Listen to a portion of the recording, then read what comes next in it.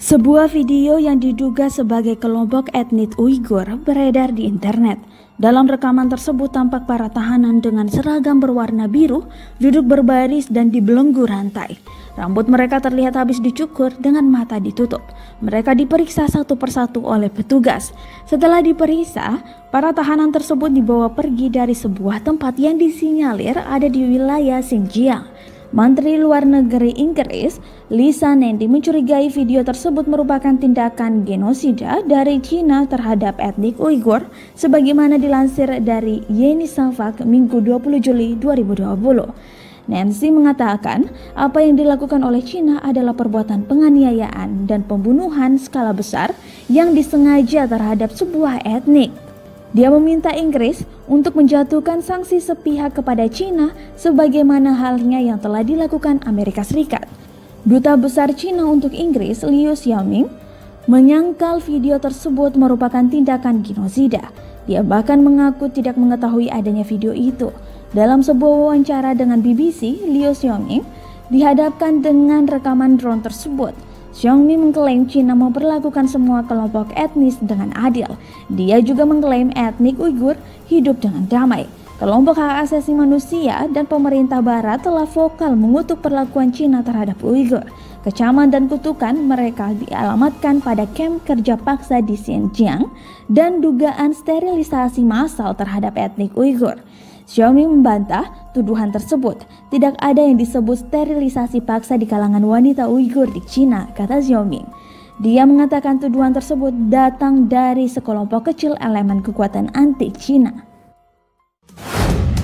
Isu diskriminasi Cina terhadap Muslim Uighur menuai kecaman masyarakat dunia.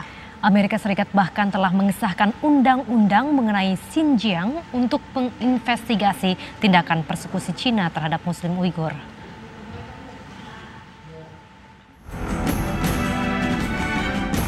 Berita mengenai tindakan persekusi terhadap etnis minoritas Uighur yang tinggal di Provinsi Otonomi Xinjiang, Cina mengemuka setelah surat kabar New York Times menuliskan laporan mengenai hal itu beberapa waktu lalu. Dokumen itu memaparkan tentang panduan menjalankan kamp penahanan bagi etnis Uighur. Sejumlah negara pun bereaksi, termasuk Perserikatan Bangsa-Bangsa PBB.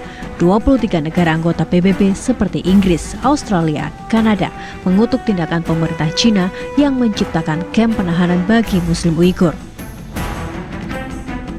Ke-23 negara ini juga mendesak Beijing untuk segera melaksanakan rekomendasi PBB di Xinjiang. Protes terhadap persekusi yang diterima etnis Uighur juga dituangkan penulis manga asal Jepang, Tomomi Shimizu. Karya Shimizu menceritakan penahanan terhadap seorang perempuan etnis Uighur bernama Tursun saat tiba di Bandara Urumqi. Komik yang menggambarkan Tursun selama masa penahanan ini populer di dunia maya yang dilihat lebih dari 240.000 kali. Dewan Perwakilan Rakyat Amerika Serikat pun telah mengetok palu atas rancangan undang-undang mengenai isu penindasan terhadap etnis Uighur pada awal Desember ini.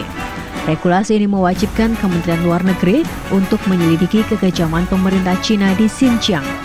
Lantas, bagaimana sikap pemerintah Indonesia? Menteri Koordinator Bidang Politik, Hukum, dan Keamanan Mahfud MD menyatakan Indonesia perlu objektif melihat seluruh persoalan.